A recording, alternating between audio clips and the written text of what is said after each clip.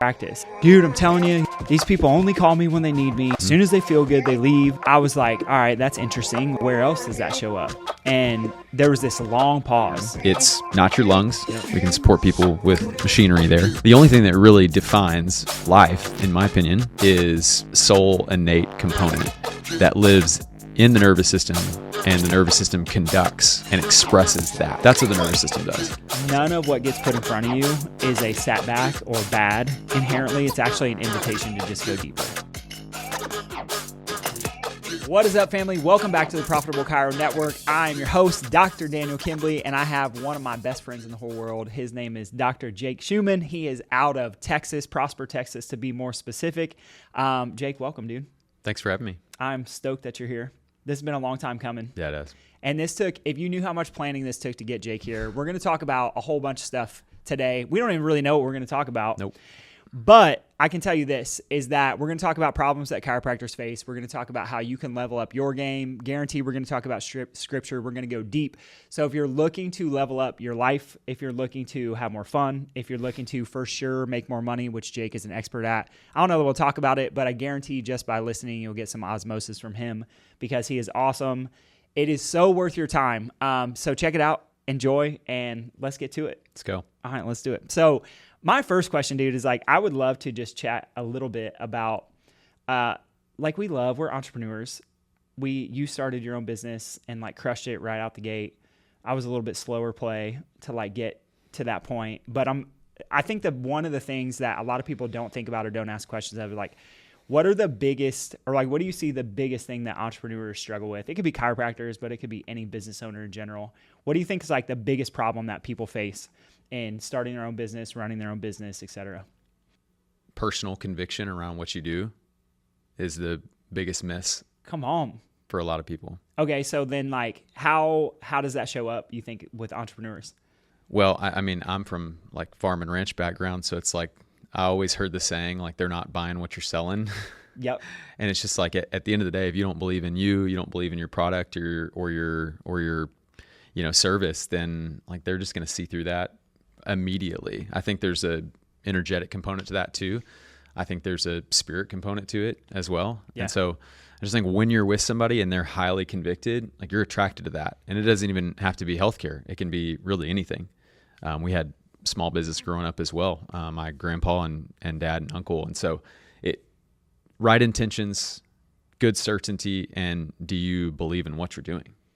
Do you think that most entrepreneurs don't, or chiropractor, we can talk specifically to chiros for a second. Do you think that most of them like genuinely don't believe full on like we do in what they're doing or what they're selling? Yes, but I think it's more rooted in they don't know God like I know God. Yep. And how I believe you've gotten to know God more deeper in the past 3 years, 4 years that you and I have known each other. Because I always tell my young docs that have worked at our practice, you can be super secure in what you do because it's not you. And we've both developed and used techniques that it's almost foolproof. Yeah. In that it shows us what to adjust, when to adjust it, and when to stop. So if you have like appropriate parameters in place for each daily visit, then the biggest thing that you've got to bring to the table is your confidence, faith, and belief in what you're doing and what's going to happen when they leave the table. I think the tricky thing is most chiropractors get taught to treat. Yeah. And so they're identifying a symptom. They're like, this is the, way in which you treat that because, everybody wants the protocol. Everybody wants the, hey, is it going to be 4 this, 6 this, 12 this, 18 this? Everybody wants that. Yep. But in all reality, that when we make the right adjustments, put our hands up in the air, we're literally just trusting innate intelligence. And I think that's the biggest missing link for chiropractors specifically. I think there's a lot of application to other industries, but that to me is the biggest missing link is, are you confident and certain in that body's innate ability to heal itself when they leave your presence? That's a vitalistic principle. Dude, that's so good. You brought up the word, we have to talk about this. So you brought up the word treatment, which I hate. I will never use. Yeah. We even talked about this with Paizo because We you're did. like, I want to use it for Paizo. I won't give away all your secrets yet because I know you have a reason for doing it. But Sure. if you look up the word treat, and I've talked about this on other episodes of like the Nexus podcast, but to treat is to fix something that's broken. Right. And so I think that just implied in that terminology is this idea that if the chiro steps in with like, I'm the fixer, and I can only say this with certainty because I was there. Like I got to a place where I literally thought I was the one fixing people, even though I have this like literally vitalism is one of Heather and I's core values. It is. Like, it always through has and been. through. Yeah. But I still like this pride and this ego and this arrogance came in and I was like, I'm the fixer and I get the results and you just crush it. You're like, dude, no, it's God. And I think that's why you and I both know that. So anybody listening, you guys don't know this, but Jake came and visited our office yesterday and he's like, it just feels special in there. But correct me if I'm wrong, I would assume that you've had this experience where people come in, they don't get adjusted, and then they're like, my thing went away. We had this a few weeks ago. There's a guy who came in with ED, and he's like, I don't know, dude. He's like, I came back from my report of findings, but he's like, it's been working great for the last week since I came in for my exam. Yeah. So like, that's a funny story, but for real, there's a level of like, with the way that we lead and the way that we show up in the vitalistic principle and like letting everybody understand that like none of this is ours. This is all God doing the healing. That's the key. So then the question becomes like, I think there are a lot of people who hear it and they're like, no, I kind of believe it, but their results may not show it, or their practice may not show it, or their bank account may not show it. So like, how do we get people there?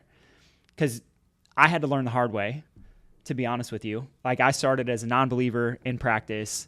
And I'm not saying you can't not be a believer in practice, but I truly believe that, like you said, the vitalistic principle, that the body, that person's God-given innate intelligence is going to do the healing. It's not us. It's not even necessarily the adjustment. It's what the body does with the adjustment after. Yes. And that takes us completely out of the equation. And like you said, we have parameters. So like, how does somebody who's maybe struggling with like results or their identity or not feeling confident in the vitalistic principle, or they go to a school where they're only taught to treat, even though, I hate that word. We only use provide care because care means we're a partnership together. Yeah. And we're not fixing anything. How does somebody get there? Like, how does somebody get that certainty, that confidence? Well, I would ask them if they've ever been through the type of care that they want to provide. Ah, so good. Because I'm not going to say that I experienced it all the way. Yeah. But I wish I would have. I wish I would have been able to experience what I still want to create more of. I don't think we're there yet. Yeah. If I'm being straight up. Like, we're not there yet. No, I think there's always another level. Yeah, there is, but I'm still trying to figure out how to create more of what we want. Like the experience, the level of, I think empowerment's the word that comes to mind, in that I want people to feel, I want consumers to feel when they walk in the doors. I want them to feel different, but I also want them to capture a brand new narrative too. Yeah. And that's hard because a lot of times when we meet somebody, there's an urgent level of need, just like who we served yesterday. Yep. There was a specific level of urgency for that gentleman, and there was a specific outcome that he would say he's trying to hire us to get. Yeah. Is that fair? Yeah, 100%. And so with that expectation, it's a hard shift that you should make.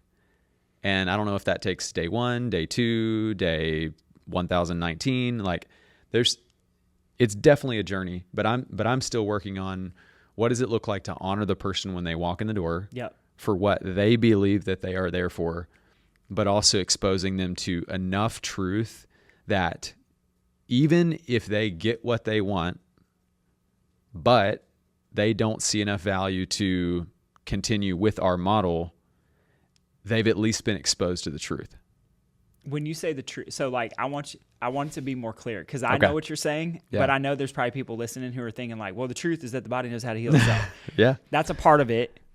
And the body doesn't know how to heal itself. And I had the conversation yesterday, but I also, well, I won't get into that. I'll just go, so like, be a little bit more explicit for like everybody listening of like, what do you mean when you're talking about the truth?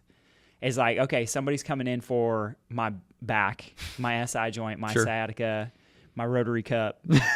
That was great earlier. Like, what do you mean when you say the truth?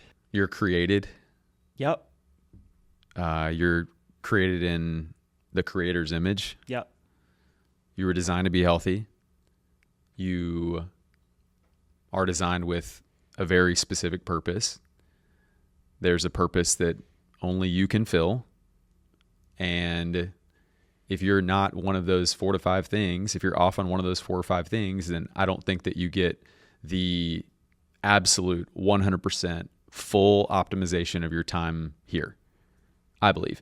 And so how does neurologically based chiropractic fit into that? It is, the word optimization is way overused, and it's like it's buzz right now. It's like everybody wants to use that, but it's like, I truly believe that we are connecting body to soul. Yep. In the industry, we would call that innate intelligence. And so if we can connect that with that, someone gets they get full access.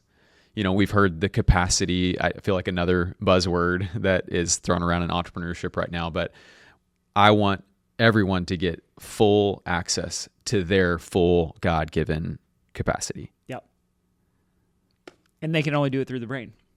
100%. If you... Well, one layer deeper, I believe, what lives in the brain. If you look at embryology, and you can go neural tube on everybody and be like, sperm and egg meet, first thing to form is neural tube. What comes after that? You got brain, spinal cord, rest of the nerve system. And we believe that at conception, life begins. And so what runs life? It's not your heart, because we can support people with machinery. Yep. It's not your lungs. Yep. We can support people with machinery there. The only thing that really defines life, in my opinion, is that soul innate component that lives in the nervous system, and the nervous system conducts and expresses that. That's what the nervous system does. So in all reality, if you're not at least looking at it, considering brain function, neurological function, I believe you're missing the opportunity to access someone's innate soul, the real person. Yeah. You want to go deeper? Like who God designed them to be. Yeah. Yeah, dude. Like, so I was just going to say, like, if you look at how the brain, so you have body, you have soul, and then you have spirit, right? So all three, but the brain's organized the same way. Yeah. We have a brainstem, we have a limbic system, we have a cortex. It's like we could say the heavens if we wanted to, if we want to talk about first, second, third heaven. So like, I don't know how far we want to go with it. Yeah. But it's all the same thing. So like first heaven would be here on earth. Second heaven is like that more of like a spiritual realm, but there's a very thin veil, because there are people who are like, I know we could get into probably some disagreements on some of it, but like the people who are seers, and like I saw angels and those kind of things. And then third heaven is like way over there where God is, like where God lives and the roads are paved in gold and all this stuff. So like the brain structure is organized in the exact same fashion that the Bible describes the heaven as being organized. All right, you got to unpack that now. So, like, I mean, I don't know. You can ask me questions to unpack it, but I think that I would just say, like, to summarize, if we want to go real deep, and then we can bring it back to, is like the way the brain is organized is a representation, or in Romans, there's a verse in Romans that talks about how everything. Do you remember, Nadej, what verse that is? I shared it with you last week. No, the one about everything in earth. Somebody look it up for me. Everything in earth, it's in Romans. Everything in earth is I think it's 120, is a reflection. Like everything we can physically see in nature is just a reflection of what's spiritual. Everything in nature is a reflection of like God's touch and what has already been spiritual. Yeah. Romans 1:20. I firmly believe that. I mean, if Genesis 1 is true, then that is true. Yeah. And so like what you're saying, to get back to kind of like bring it back to a person who's sitting here going like, well, dude, I just have headaches. So like, can you, like, how does that help me? Yeah. Or you're just like, well, I got to get this person out of their back pain. So how do I bridge the gap between, there's this deep spirituality and this deep connection to God that we allow people to get to, if we're, like you said, focusing on the neurology. And I think we have to. And at the same time, like we're doing a huge disservice if we just focus on their like whatever low back pain, etc. Yeah, I agree. So from a neurological component, with the right parameters, like you said, I would argue, and I think I'm just trying to summarize what I heard you saying, is that with the right parameters in place, with the right technique and the right push and the right people around you in the right office environment, we can actually get people closer to God. 100%. Which is the point. Should be the only point. Yeah. Which I know, like you said, that's a hard bridge to gap. Yeah. But, I mean, I could even use the example of yesterday. I feel like we did. Because it was like first these collection of symptoms came up. But then it was more like, well, I'm like super short-tempered. And it's like, hey, you realize that like that short-temperedness is the limbic system. Yep. And it fires up and the cells in the limbic system, specifically the hippocampus grow. Sorry, not the hippocampus, the amygdala grow when we're stressed out. And that turns off the frontal cortex. And the frontal cortex would say, hey, we don't need to express anger, rage, frustration, etc. Because it's the frontal cortex is faith, hope, optimism. So different levels of energy, different emotional states, different connections to God. And I would argue that without a highly functioning front part of the brain, your connection to God will be less than, which means your connection to purpose will be less than, which means your connection to, I don't remember what the other 5 or 4 categories that you said, but those things will also be expressed less than. Yeah, because if you look at the other side of it, and it's designed as well. I mean, we talked to, the client about that yesterday. It's like it's very much designed, like, or it wouldn't happen. Yeah.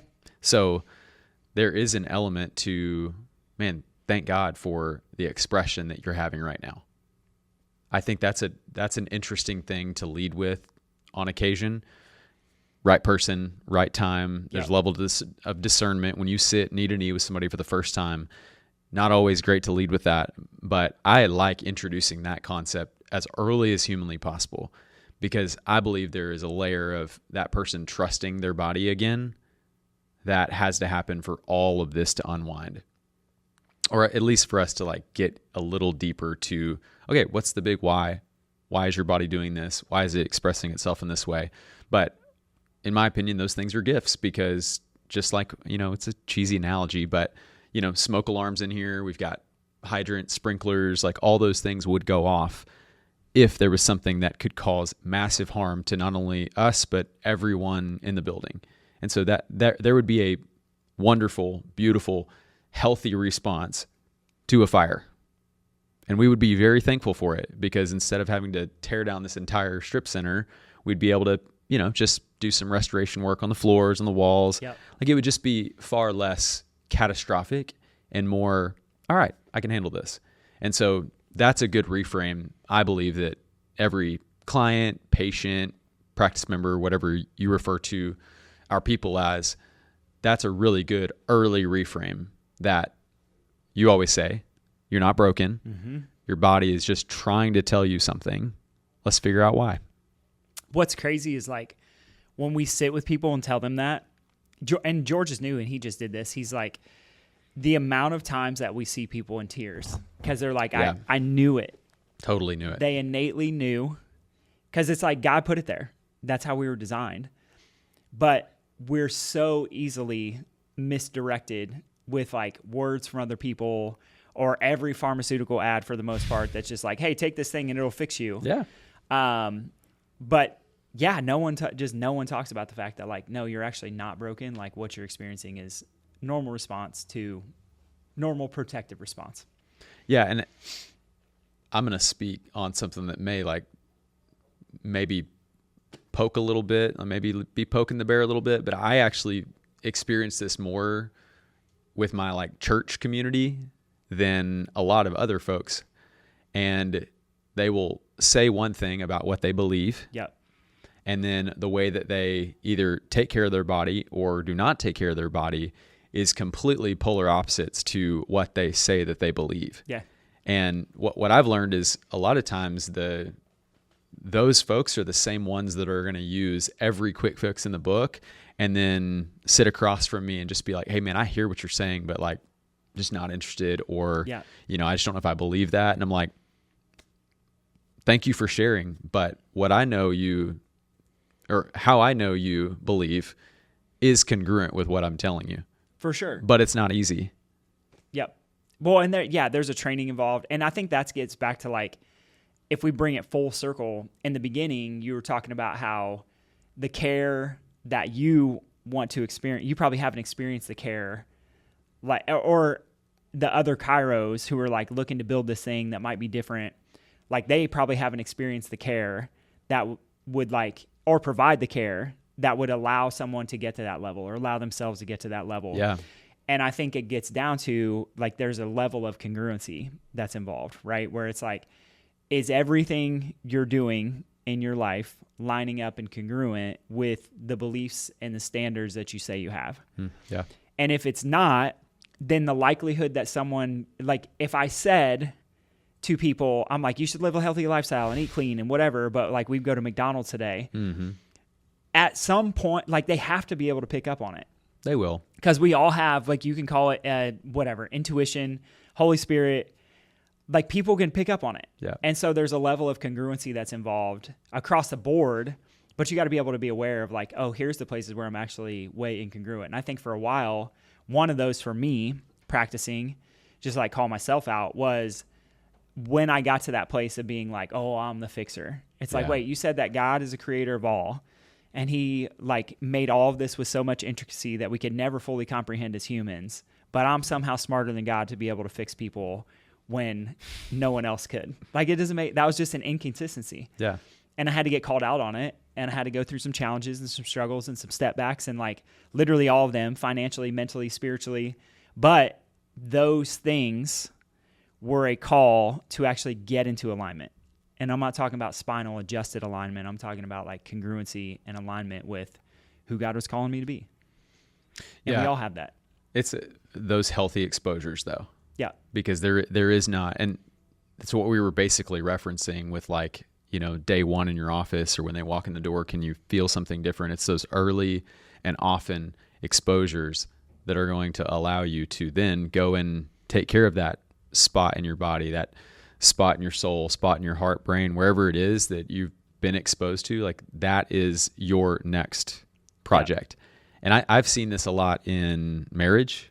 I've seen this a ton since we brought 2 babies into this world, that there is no greater sanctification process than marriage and fatherhood, in my opinion. Yeah. Because you see, I'm thinking about Turner. She's 2 years, 5 months right now. She said something this morning that I was like, oh my goodness, like I said that months ago and we've never brought it up again. And it was amazing, but I also see patterns that she will recruit a memory or recruit something that I said or like an experience that I put her through, and she'll bring that back at some point, and that will dictate how she behaves or how she responds or how she listens or doesn't listen or is distant or close. Like it comes back around. And so I think that that's exposing for me. That's sanctifying for me. That is, it causes me to be much more reflective on, are you watching your words? Are you actually living what you believe? Are you, when you're tired, when you're, you know, fully on empty, is she still getting a Christ-like example as her dad? And there's no bigger gut punch for me. Can you give an example? Is there one you feel comfortable sharing? The other day, Turner feels a little more comfortable being direct and a little more disobedient to her mom than she feels with me. She's daddy's girl. And so what I try to think about is I'm like, how am I communicating to Johnny, my wife? Mm-hmm. Is she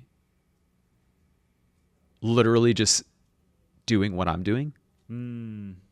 Is she learning certain tones and patterns and eye contact, lack thereof? Is she just doing what she has seen modeled for her? Yeah. And I think sometimes she is. There's also a component of she's 2.5. She's 2.5 and she's learning and she's strong-willed and she gets to explore where those boundaries are, and we get to set them and reset them and be flexible where we can be flexible and rigid where we're supposed to be rigid. Like, there's a big exploration there for a 2-year-old, but I'm also like, heart check as much as humanly possible is like, am I setting a great example on how I communicate, how I show up, my tone, how am I listening first? And I'm just obsessed about that right now because I want her to get a healthy version. So good. Yeah. I mean, dude, it brings up the question of like, that's a parenthood example, but I think as a leader, right? Like, we just take that as a leadership principle and look at like, how do you show up for your patients, for your family, for your friends, for whoever? And like, a lot of times I think people get frustrated that they're like, well, I'll give an example. I was doing a call with a guy, and he was like so frustrated about his practice. And he's like, dude, I'm telling you, he's like, these people only call me when they need me. And he's like, as soon as they feel good, they leave. And I was like, all right, that's interesting. Like, where else does that show up? And there was this long pause, and he's like, couple tears in his eyes, and he just paused for a second, and I didn't say anything. I'm just sitting there listening. And he finally goes, I guess it's the exact same way that I treat God. He's like, I will pray, and I'll be all about asking him for things when stuff's going wrong, and it's my wife's health or this financial thing or business isn't going well.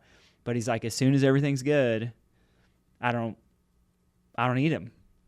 And he had this realization of like, oh, that's literally showing up the same way in my practice. And I think that's what's so cool, is if we can start to take the challenges, the struggles, the setbacks, the frustrations, the like wherever the places are that you're annoyed about life, and really just look at it as like, it's kind of a mirror of God just trying to show you, hey, here's where I want you to, again, I've never really used the words before, but like, get into alignment, like get into congruency, be more consistent, have better standards.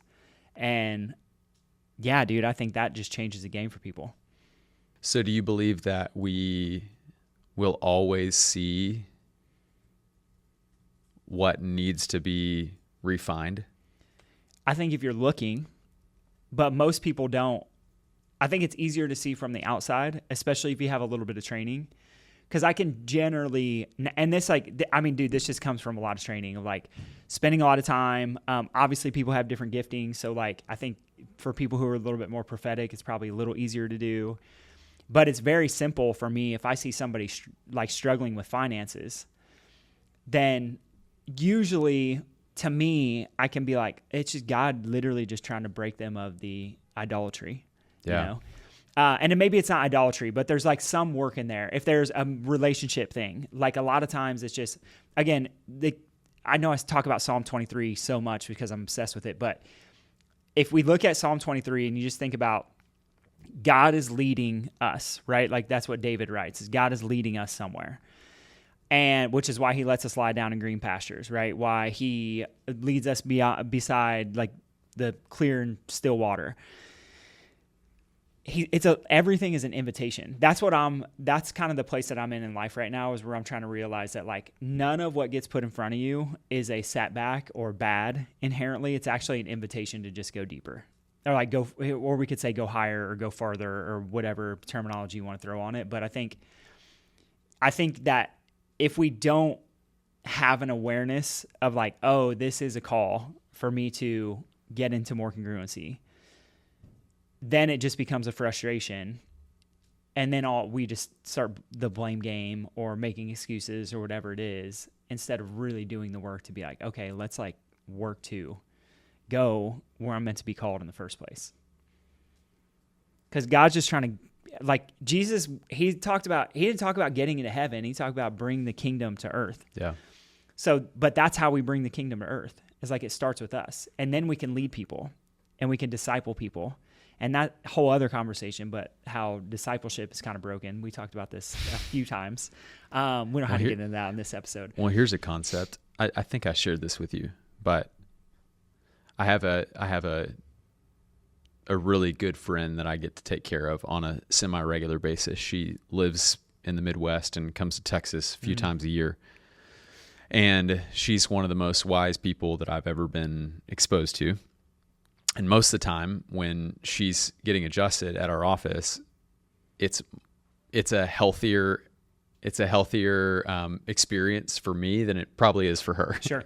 Maybe not, but I always love walking into her room because I know that I'm going to provide something for her. Yep. I'm going to create a good space for her to heal, but she always like is coming off the table with something to give, which I'm like blown away by.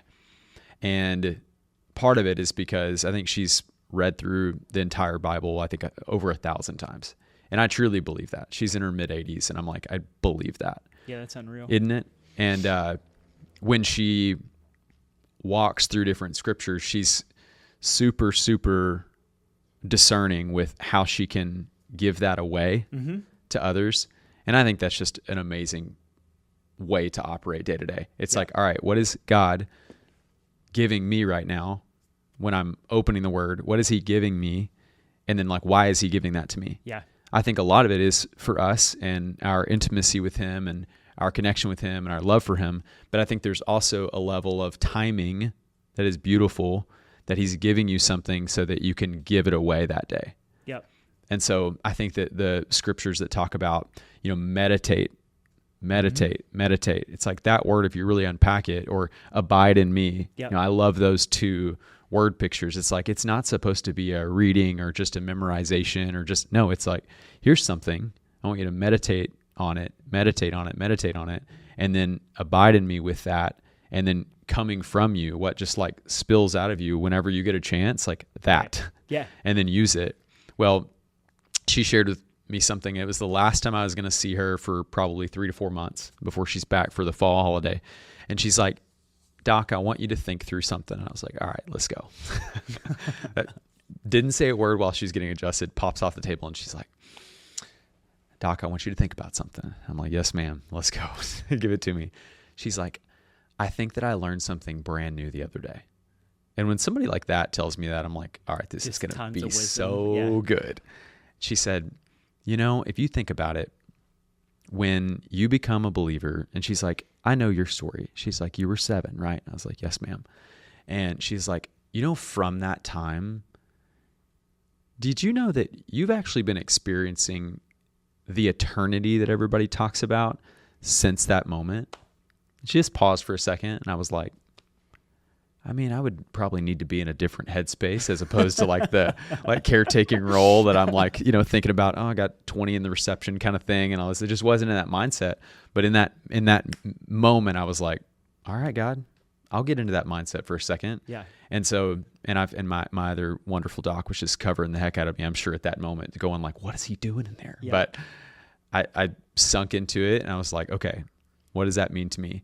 And what it means to me is that sometimes I have this pattern where I'm either looking toward the next phase of my life, or I'm looking for the next threshold, or I'm looking for the next place, whether it's physically, that body fat percentage, or it's that, financial milestone, whether it's being debt free or being able to be wildly generous to a certain point, whatever that little threshold is, good, bad, or in between, that is where I'm always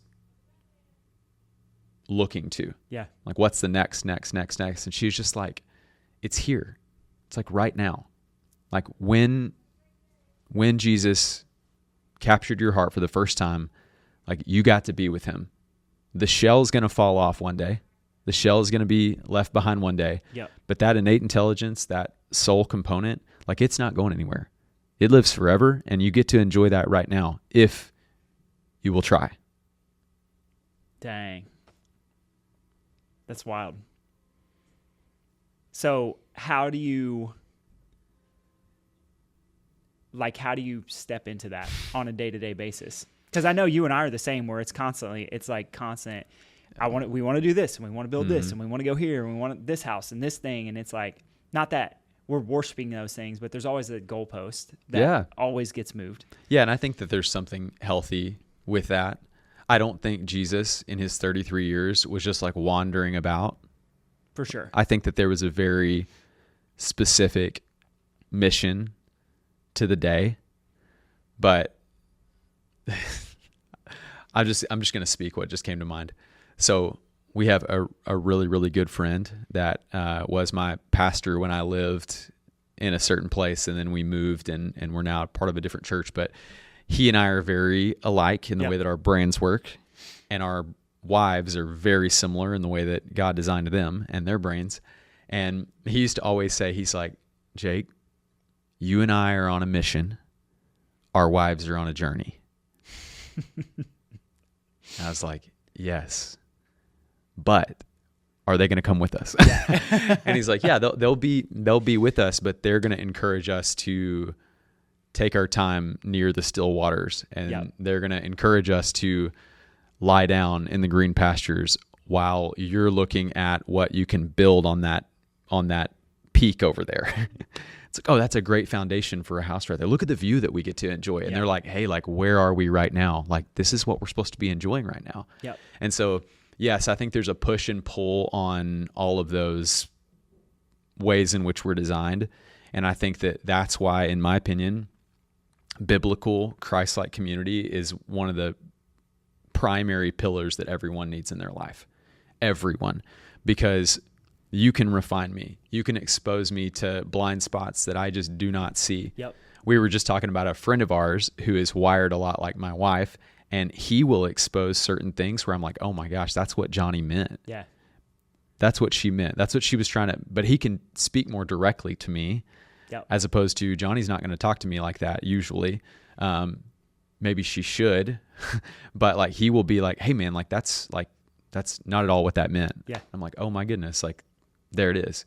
And so I think that level of community and accountability and refinement, I think that's the design. And so as Jesus walked through his 33 years, I believe that yes, he was on a like holistic journey and he was enjoying the moments along the way. But of course, like there was a mission along the way too. And he brought 12 plus people with him all the way through, especially during his spiritual journey of 30 to 33. Like they were going, you know. I love we're studying at our church right now. We're studying through a specific book in the Bible, and we just finished the woman at the well topic. And if you've never unpacked that, like please spend some time on that. But the thing that I remember most about it is, so back in those times, there was a specific cadence that people went to wells. It was typically in the morning and typically in the evening, but she was there in the middle of the day, the heat of the day, when it would have been most difficult to walk from her community to the well and walk back. It would have been most dry in the well. So maybe just spend some time thinking about why she was there. She was probably there because she didn't want to associate with everyone else that was picking up water when they were picking up water. Yeah. Another layer to that is Jesus had a very specific, I believe, mission-based intervention with her that day. And because he was a person of authority, and back then a person in ministry of authority probably would not have associated with someone of her reputation and of her profession alone. But because of his mission-based journey, because he can do both. I don't know if we can, but he can do both. Yeah, no doubt. Because of that, he had an amazing intervention with her. She got to meet him. She got to experience what living water actually is. She had her conversion moment then, and then what'd she do right after that? You remember? No. She raced home and told everybody. And that's just so special because this was a gal that would go alone in the heat of the day to become isolated, immediately captured the truth and wanted to tell everybody, even those that never accepted her. So, yeah, I think in a world where it's very tough to be on mission and enjoy the journey, accountability, community, and then, I mean, I think if you're missing the time with him every day to understand his will for your life, I think you for sure may need to fill that cup too. It should be non-negotiable. Should be. Yeah, I mean, straight up. So, man, there's so many things. I just keep thinking, you know, you talk about like Jesus being on mission. And I think that even when he was 13, he's like, at the, he's at the, wherever his parents left him. And he's like, what do you mean? What am I doing here? He's like, I'm about my Father's business. And he's not talking about it. I just think that's so special. And that's kind of indicative of like his whole journey is really, he's like, I'm here for Dad's business. Mm-hmm. Like Dad in heaven's business, always. So what's been a way that you've been able to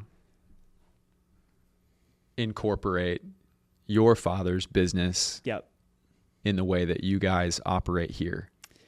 It goes back to, for us, a couple of things. And again, I think you made a good point in the beginning, is that this could for sure, this is not the final destination.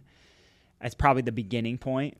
I'd say so. But like, I always go back to the reminder that people aren't broken. Yeah. I think that's a huge one. And then, you think about, like, we go back to Psalm 23. I know we talked about like lying down in the pasture, but the first verse is, the Lord is my shepherd, I shall not want. Yeah. And so many people come in where they're like, I want fixed, or I want a new job, or I want whatever, but you're not willing to be shepherded to like get those things.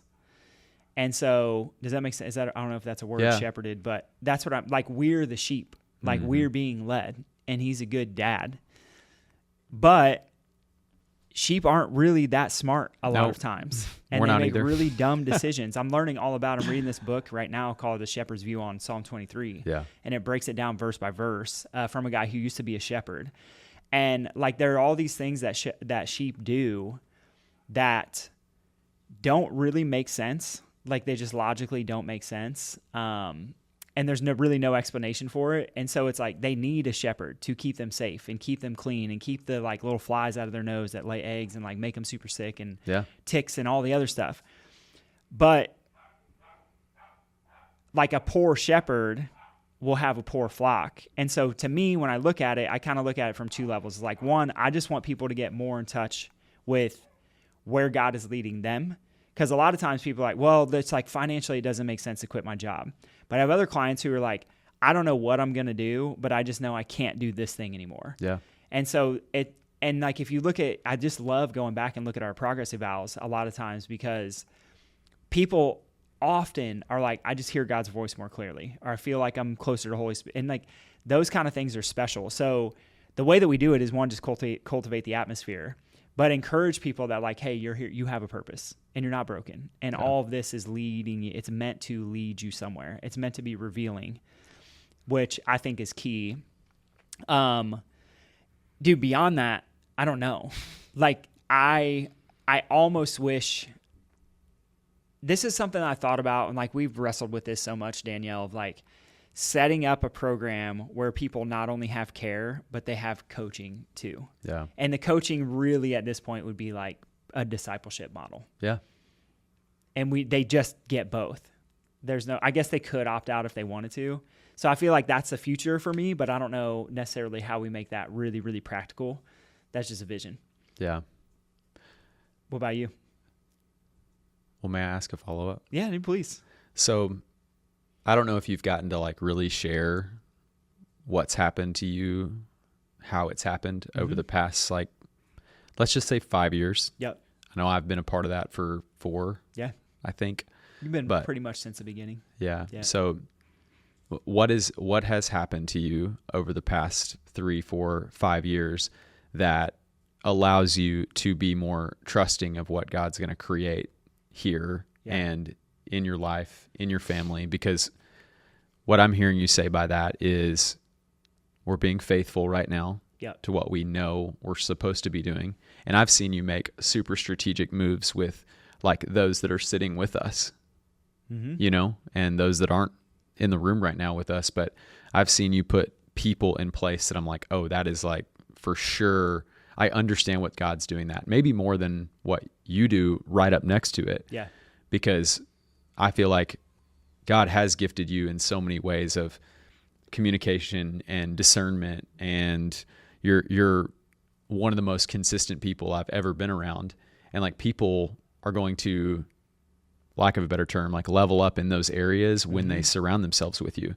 So what do you feel like's happened primarily over the past 3 to 4 years that has allowed you to almost like take the fists from here to just be like, all right, hands are open.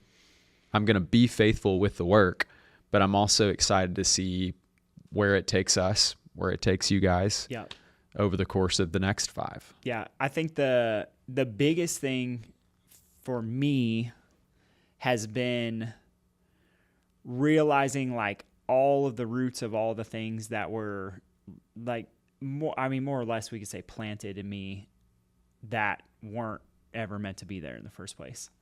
So you call it generational strongholds, just coming into agreement with certain things. I think it's special. There's a pastor who did like a guest sermon at our church. He talked about how every word has a spelling, so meaning every word could cast a spell. Every word has a spelling. And he's like, every word or a series of words put together creates a sentence.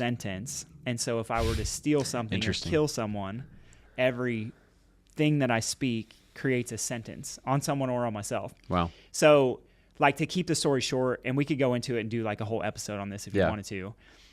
Maybe we'll do a part 2 and it'll be just on that. But I think the most important thing is that realizing that a lot of the things that were shown to me that I thought the way the world operated or that I had to operate as a man are just not like, it was all protective. And like, yeah, I mean, dude, that's the thing. It was all self-protective. But if I'm trying to protect myself and it's only about me and I only care about myself and self-preservation, then where does that leave room for anybody else, like relationships, God specifically, to work through me? And so when we strip it all away, the only thing that's left is like, none of this is mine. And there's a calling that, and it might change. Like right now, I feel like it's chiropractic. Later, it could be something else. I don't really know, but this is the ministry. And I'm just going to continue being obedient to it. But all the other stuff had to go because there's way more. So like, what will people think of me? And I can't talk to people about God, and I can't play Christian music in my office. And I definitely couldn't hire Nadej. And like, you know, there's just all of these things. Or like, we can't pray and shift before shifts because like Danielle will think I'm weird. Like all those things, they just like had to go. And it's like, hey, it doesn't really matter because it's not about you anyway. It's about something way greater. And we'll let Dad take care of all the details because he's a good dad and that's what he does best. And I'll just be obedient and steward whatever he brings into my life. And dude, it's transformed. It's changed my practice. Like in the way I get to lead people and show up for people because I care about them more than I care about what we collected in June. Yeah. You know, so that's a snippet of it. Yeah, that's good. Is that what you were looking for? Yeah. So operating in a sympathetic, dominant state, fight, flight, fear, it's all going to go away. Scarcity, disobedience. That's where you were living. Yep. And through a series of very specific adjustments, you can now live more of your time in rest, digest, and heal. Yes. And so, like, think about fight or flight is protective in nature. Yeah. We only care about survival. I don't care about anything else. Whereas rest and digest is like, how do we build and how do we thrive? And thrive is one of those words that's overused, but it really is a good word in this context of like, you can't, a sports analogy, if you're a sports person, you can't play offense and defense at the same time. Yeah. Like there's no sport that's possible. But if you're playing defense, stress, fight or flight, safety, you can't score. Usually. Yeah. No, you cannot. And you burn way more energy usually playing defense anyway than you do playing offense. Yeah, because you're reacting as opposed to being proactive. So there's so many of these like ties to the body, but it's really all just the spiritual. Again, that's why everything here is just a mirror of what's up there in heaven, which is cool. So I want to encourage you with something. I have seen patterns in my life, seasons in my life that have been direct disobedience of what I knew I should be doing. And I have also seen the other side of that now where direct disobedience leads to disqualification. Yep. And I have seen where some opportunities and call it what you want, doors close, significant doors close, because either I wasn't ready or I wasn't going to steward it well. Yep. And I think obedience is the open hand nature that I've seen powerfully move in your life, and frankly in mine too, over the past few years, where it's a constant trust exercise. And I think that what sheep are really good at is, with very good leadership and full trust, they're very good at being obedient. Yep. And so I think sometimes we look at sheep being, potentially a negative connotation, or they're dumb sheep, but it's like, in all reality, like, how sweet is it that we can get into that mode where we can settle into being sheep and to being stewarding what he has for us, but also just being obedient. I mean, that's my whole year. That's my whole word for 2025. Like, I'm just chasing his will for my life and being immediately obedient. I think to look at scripture and see a couple of examples of that is, if you remember the story that when Elijah was getting close to the end of his ministry, God called him to recruit, find whatever his next man up to disciple. And God provided Elisha. And I love that when he found Elisha physically, what was he doing? He was at the plow. He was working. And so I don't think we're necessarily called to, be sitting around twiddling thumbs waiting. Yeah. I think that, if you study scripture, you see a lot of farming analogies, because that was very applicable to them in those days. But the farmer plows and he waits. He plants and he waits. He weeds and he waits. He waters and he waits. And then the Lord provides the harvest. And then he goes and collects the harvest and hopefully multiplies the harvest to others. So good. And so I think, depending on where you're at and who you are, that there's a level of waiting that is just absolutely biblical. And I have seen so much healthy waiting in you over the past 3 to 4 years. And that's been super special to me, because, again, one of the most consistent people I've ever been around, one of the most loyal and faithful people I've ever been around. But to me, you have learned how to faithfully wait extremely well over the past few years. I mean, I had good leadership, so a lot of it's you, bro. Like, you've been doing this a long time, so thank you for that. Yeah. I appreciate it. Such an honor, man. Love you. Should we do a part 2? Yeah, I think so. Love you too, man. All right, fam. We're out. We'll do a part 2. We love you. Peace.